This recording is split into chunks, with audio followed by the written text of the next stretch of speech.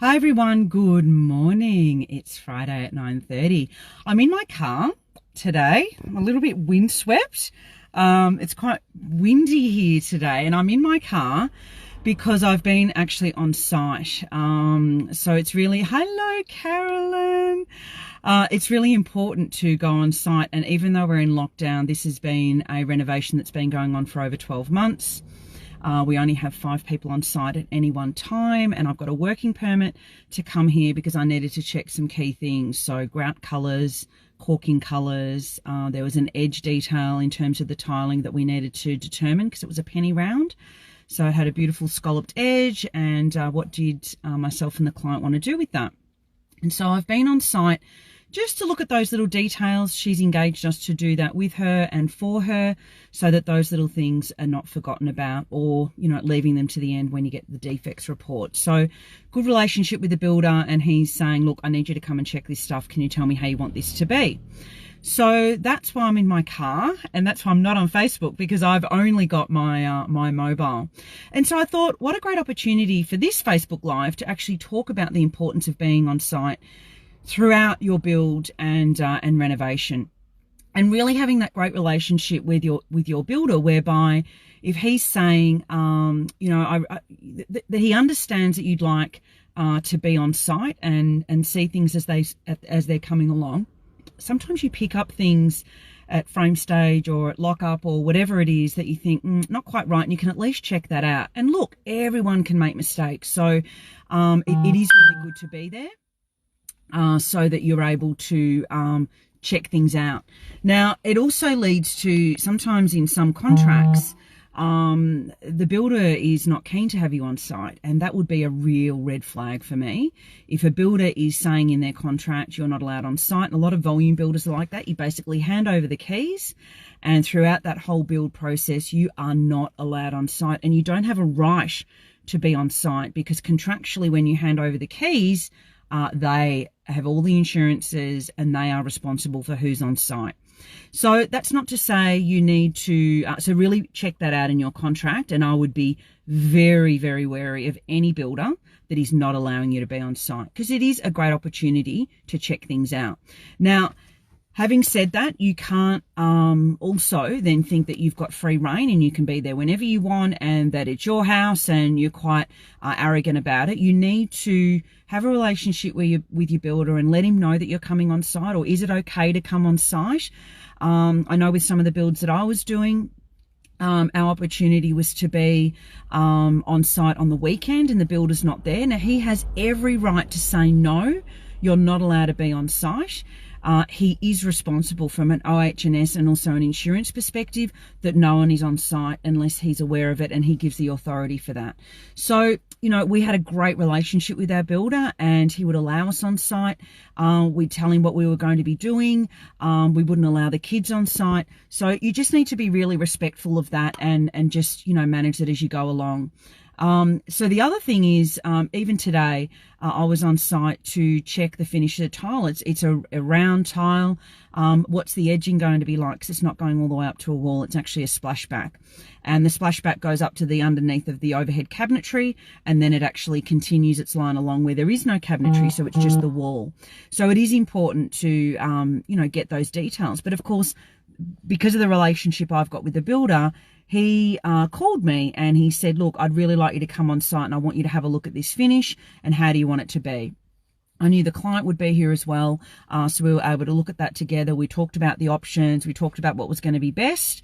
We looked at the grout colours. She said, oh, look, you can go and do that. And then I showed her what my suggestion was. We looked at caulking colours. These are the sorts of things that are often forgotten, and you leave things like the caulking colour up to the builder or the caulker, and really good caulkers will choose a great colour. Sometimes, I mean, everyone's view of what a colour is different, a tone. And it's interesting, in this particular job, they had, you know, it was a really grey tile, and they had a little sample for me to have a look at, 2 different colours, and the caulker and the builder thought that one colour was awesome, and I went in and no, absolutely, it's the other one, because it blended in and you could hardly even see it. So it was an absolute no-brainer. Got the client in to have a look, and she said, oh, no, that's the one I want as well. So it's all in the eye of the beholder. And I suppose as interior designers, colour is our thing, and tones.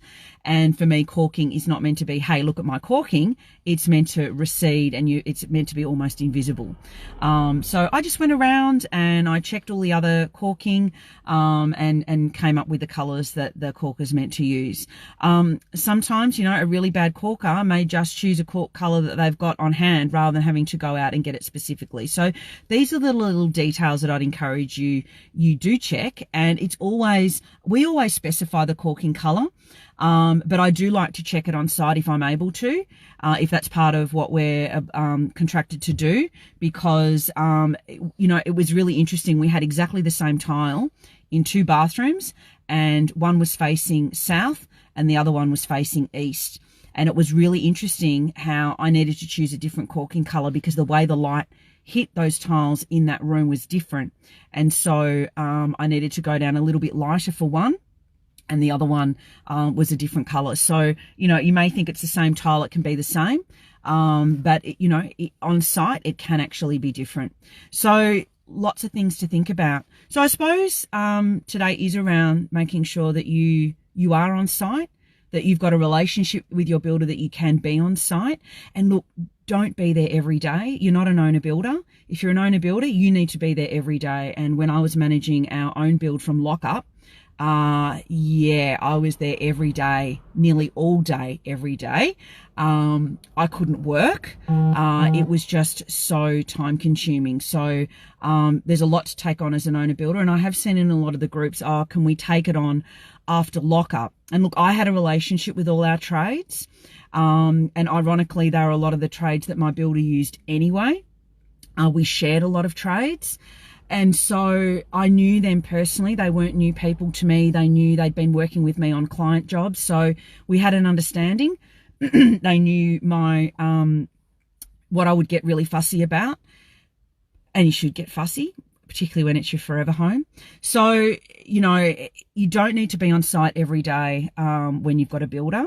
It is more, you need to be there. You need to let him know that if there's particular things that you feel are going to be attention to, if you don't have an interior designer, then, you know, make sure that you let him know, look, I prefer you checked with me first rather than just going ahead and doing it. Grout colours being a big thing on that. Even tile layout.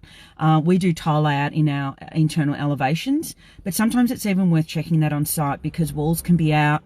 Of course, it's all precise on an internal elevation because you're working with square walls, but it's very rare to get a wall that is not a couple of mil out. Does that affect a pattern? Does that affect the way it's going to finish at the ceiling? So, you know, even checking the tile layout on site is really worthwhile. It may be that you've got all your towel rails and things and they're all in the elevations, which is awesome.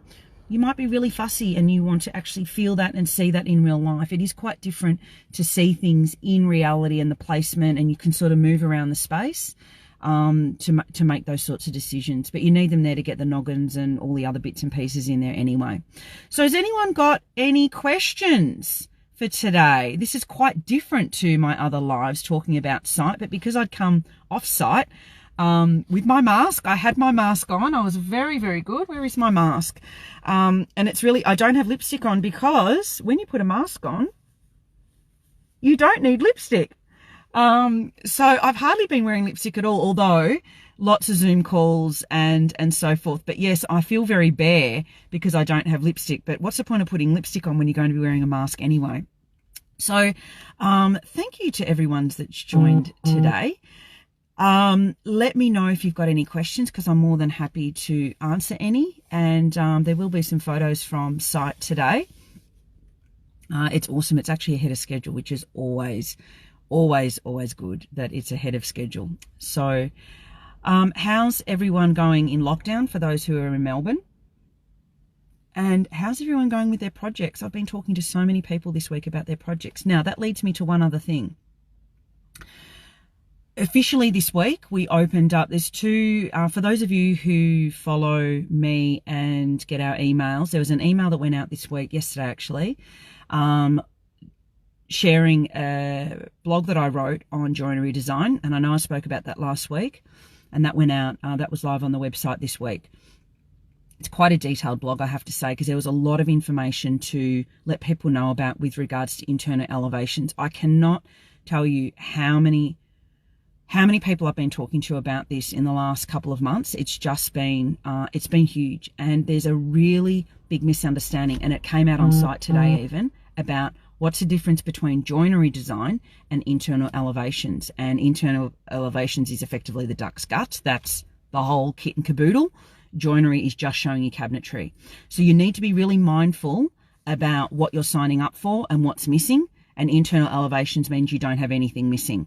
So that blog is going to give you a lot of information on joinery design and also how we tackle it. We are incredibly in depth. We've got lots and lots of processes and systems so that you are heard and you are listened to. And it's interesting I say that because we were talking to a client this week who's based in Sydney, and their architect never listened to them and she was never heard. And she's so excited at the prospect of just someone is listening to her and listening to what her needs are, and really wanting to design around her needs. And so she's just so happy that, wow, you are listening to me. So joinery design blog went out on the website under our blogs, under resources and blogs.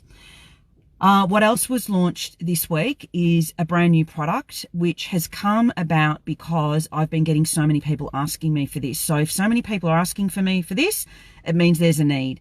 So as you probably already know, I do a floor plan sanity check, which is to go through your entire floor plan. And so now I've taken a chunk out of that and created a kitchen design sanity check, because hello, Fabi.